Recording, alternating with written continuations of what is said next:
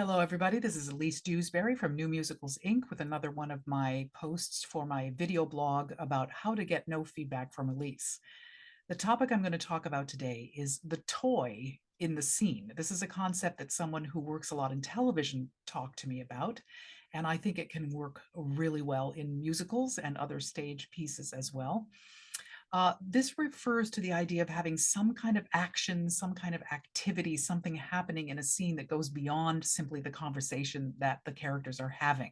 And what this can do for you is to help you avoid what can become, especially on stage, a scene that is just talking heads, which means, let's say, two actors, it could be more, but let's say you have two characters who need to have a conversation. And so you simply write a scene in which they talk at each other. But they're not doing anything. They're not trying to accomplish anything. They don't have any kind of action, physical action to do in the room.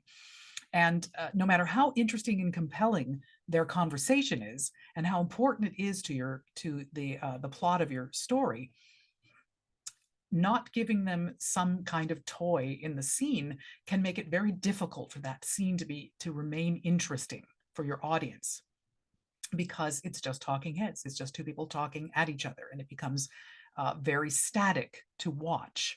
So what I always encourage people to do is to think about, in this case, the idea of having a toy in the scene. To me, that extrapolates into something a little bit broader than that, which means the idea of having some kind of an activity, which not only, and this is important, it not only gives your actors something to be doing, your characters something to be doing other than simply talking to each other, but it can actually also contribute to the drama of the moment. So an example would be if someone if they're having an argument about whether their relationship should continue, and at the end of the scene, one of them is going to decide to leave the relationship.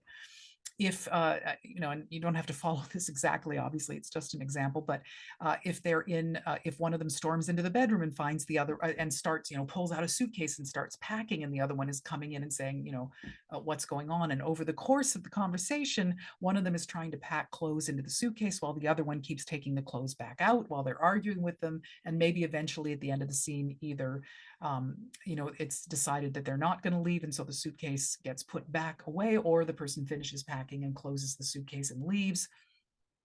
That's an example of clearly the characters have something to do. The packing, the suitcase, the clothes, the folding, arguing over pieces of clothes, pulling them back and forth, arguing over whatever. There's a lot of activity that can be involved with that suitcase, but also it becomes pivotal in the scene itself because it is sort of a metaphoric representation of ending the relationship.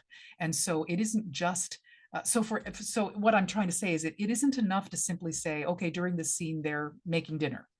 Okay, that gives them something to do, but then you also want to make it integral to the scene, and it doesn't have to be maybe as deep as the idea of the suitcase, so it becomes actually their argument is the suitcase, and the packing of it becomes a metaphor for their actual argument.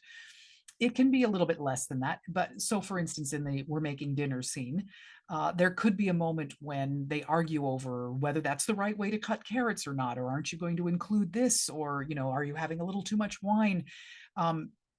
There's something about what's actually happening in the scene that also contributes to the character development and the forward motion of the actual plot.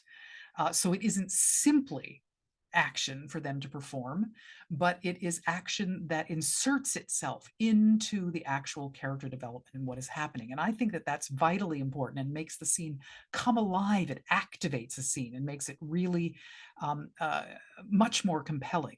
And so, yes, you could say you can leave that to your director to figure out, your director and your actors in rehearsal to figure out what's happening in a scene. And they can add something to a scene. Like, for instance, they could decide, hey, let's have her be packing during the scene and let's have them fight over the clothes. That could be something that gets added in rehearsal. But I would posit that then there's nothing in their dialogue that actually refers to it. There's no discussion of, this is my favorite t-shirt, or, oh, you ripped that, or are you going to pack that without cleaning it first? There's nothing in the actual dialogue that allows them to heighten the necessity for that toy in the scene and make it actually vital and integral to the scene. So I think it's something you want to give some thought to ahead of time and find rather than just leaving it to the director and the actor to come up with some action that may indeed enhance the scene. I would encourage you to figure it's your part of your job as the writer of the scene to figure out what action could you provide in the scene that's actually integral and could actually tell us more about the characters and help the progression of the plot even more.